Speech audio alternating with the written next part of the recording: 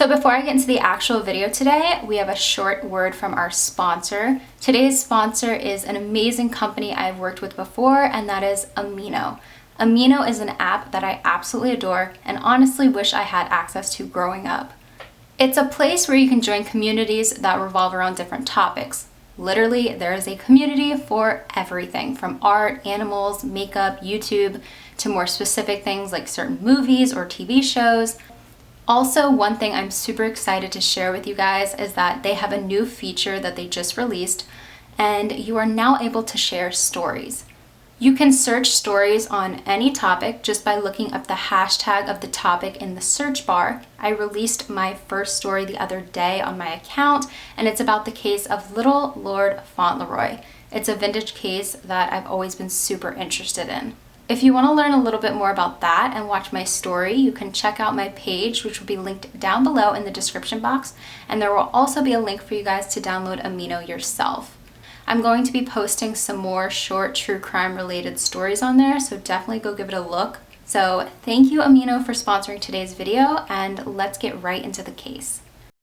So I personally like to think that I keep up with my comments pretty well, and I'm pretty sure that I've never been requested this case before until I was researching for it. It was really weird because I had sat down, started researching for it, and then I got a notification from YouTube and somebody requested it. Very strange. I seriously think you guys read my mind because I've had this happen multiple times.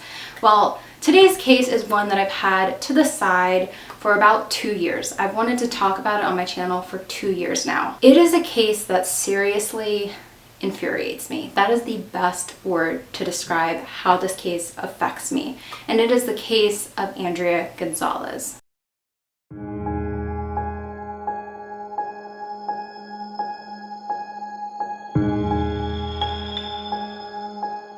Andrea Gonzalez was a beautiful little girl. Andrea Gonzalez was born on January 21st, 1988. In today's time, she would be 31 years old. She had dark brown hair and brown eyes. One physical characteristic of hers was she had a scar on the left side of her forehead near her hairline. When it comes to how she was as a child, she was known to have severe, very, very severe emotional and behavioral issues. She had been previously living with her mother, Michelle, in Illinois until her mother was arrested for perjury, and then Andrea was sent to a foster home. One foster home turned into many. Her foster parents could never handle her constant mood swings and violent behavior. Not having a stable home at such a young age is most likely what caused this, and it was also theorized that she may have been sexually abused, even though her mother denied that ever happening. After her mother was released, she missed many visitations with her daughter, so the Department of Children and Family Services, or DCFS, asked Andrea's father if he wanted to take care of her. He said yes. So she was sent to live in Russellville, Alabama with her biological father, Paul M. Gonzalez Jr., and his wife, Kim Sherry Williams Gonzalez, in early 1993. Michelle's other 2 children were also put into foster care. On November 20th, 1993, Paul and Kim reported 5-year-old Andrea Gonzalez missing. They claimed that she went missing sometime during the night from their trailer. Obviously, police were sent over. They looked at the surrounding area of the trailer itself, and they realized that it didn't look like there were any signs of forced entry. They asked Paul and Kim, how is this possible? A little girl went missing and it doesn't look like anyone broke into the house. And Paul and Kim said, well, it's an old trailer. It would be easy for somebody to break in.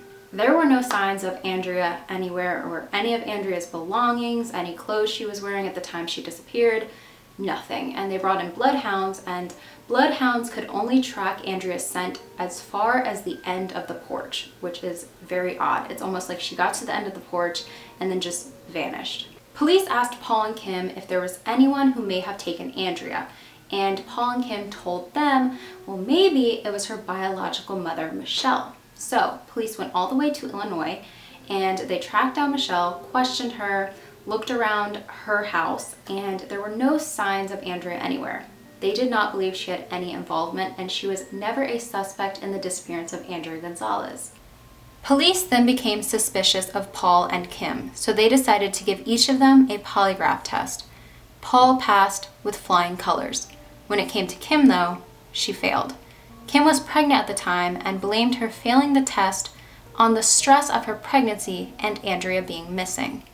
The strange thing about Kim, police noticed this very early on, was that when she talked about Andrea, she always used past tense. Usually when a child is missing and the parent is asked to describe them, they'll say, she is this tall and weighs about this much. She has this color eyes. Kim always said things like Andrea was and Andrea had, always past tense words. This struck police as very odd. Well, a little over a year later, on February 13th, 1995, Kim voluntarily went to authorities and confessed. Kim went to authorities and told them she knows what happened to Andrea, and she was the one responsible for it. According to Kim, she was bathing Andrea and accidentally turned the water too hot and burned the child. She said she tried to apply creams to the burns on Andrea's body and give her Tylenol to help with the pain. She said that she thought everything would be fine and sent the child to bed. Then in the morning, she checked back and Andrea was not breathing. She said that this all happened while Paul was sound asleep, that he had no involvement. She said she obviously had a meltdown and panicked and didn't know what to do, so she wrapped Andrea's body in a garbage bag, tied it to concrete blocks with electrical cords, and then got in the car.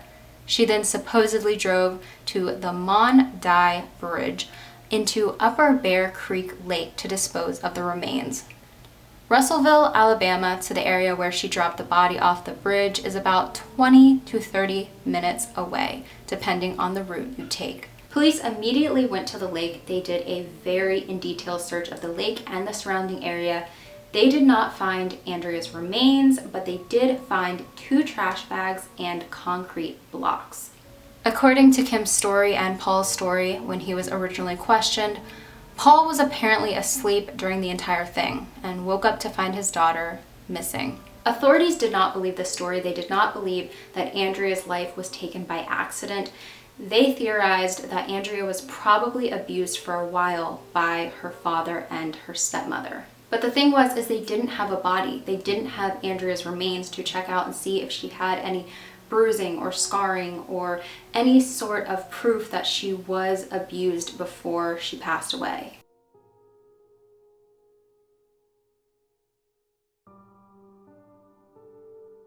There was not enough evidence to fully convict Paul and Kim because they did not have Andrea's remains to examine.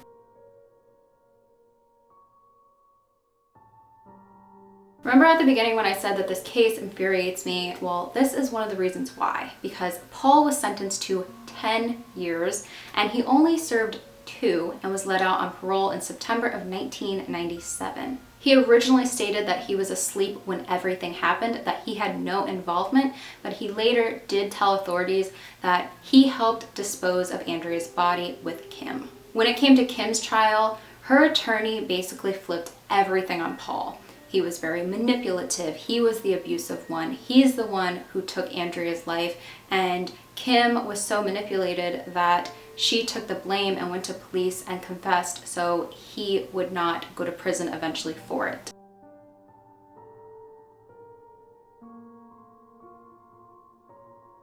It is said that Paul now lives in Texas somewhere, not entirely sure about his life, if he remarried, had children with somebody else. Not sure about that, but I did look up a little bit about Kim, and she lives still in Alabama, and she was also arrested in 2011 for something completely different. According to WAFF 48, police arrested Kim Gonzalez Williams in Littleville for a failure to appear warrant in connection to a previous shoplifting charge. Police say when they transported Williams to the female facility in Tuscumbia is when she started causing trouble. Investigators told WAFF 48 News corrections officers caught Williams trying to sneak in Lortab pills. Officers said Williams put up a fight when they tried to take the pills away. They said they thought she was under control and had taken all of the pills until she dove on the floor, attempting to eat one last pill.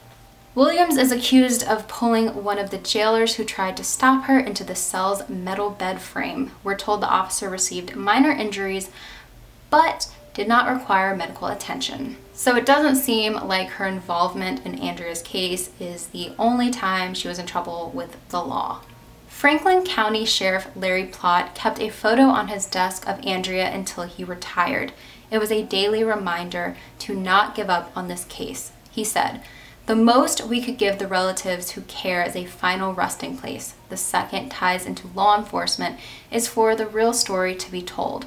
Plott believes that Paul and Kim were lying when they told what happened to Andrea. He said that finding her remains could prove this theory. He said, "I had a lot of sleepless nights about Andrea's case. I gotta believe that if it's God's will, some information will develop or evidence found, so I'm going to put it in his hands. If he wants us to find the body, then just lead us. If he doesn't, I'm just going to have to lean on him more than ever to get over this case." Tom Smith of the Daily Times says that this case is like a double-edged sword because there's a large majority of people that just want authorities to kind of let this case rest and let Andrea rest in peace, and there's another portion of people that want this case to finally be solved, for justice to be served, and for Andrea to finally have a proper burial.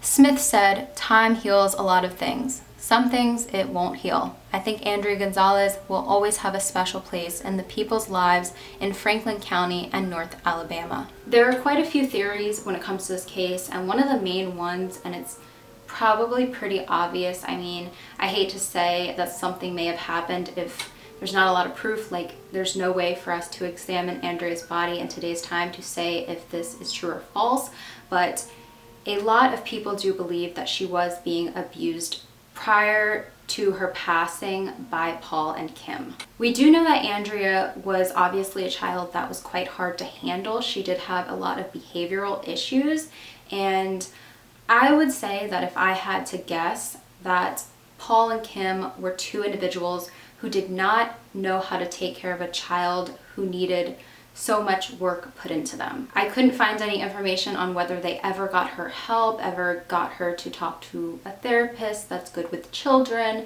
They most likely became very frustrated with taking care of her. A lot of people don't think that they planned to take her life, that it was premeditated, but they were maybe beating her, took it too far, and then didn't know what to do. Either way, no matter what, this is a child, and they are monsters in most people's book. I have to agree with the majority and say that I do think that they were lying, which is why I included this in my July series, even though it's a wee bit late. There are some people out there though that believe that Andrea may still be alive in today's time, and I know that's crazy to think about, but some people believe that she was possibly sold by Paul and Kim. It is not completely impossible. I mean, it's happened before where a child was taken and kept alive for a very long time.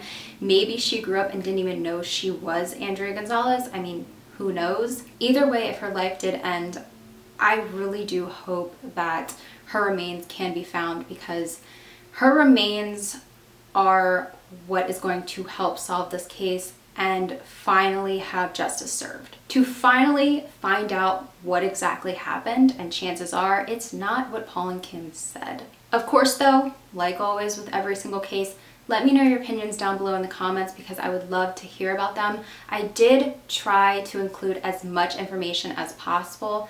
I know that this case isn't very long. There's not a lot of information about it out there. There is a Facebook page, which I will also link down below in the description box. With all that being said though, that was a good month of cases. I'm really happy that I chose to do the July series with just lies, because it did include a lot of cases that I had been sitting on because there wasn't a whole lot of detail to them, but they were ones that I really wanted to share anyways. I am currently working on my August series, which I'm not going to give away what the title of my August series is yet, but I'm super excited about it because I'm including a lot of cases that I am so excited to share, especially my next video. It's a case that I am so beyond excited to spread the word about. It's a vintage case that is so insanely close to having justice served, and it's so obvious what happened, and the family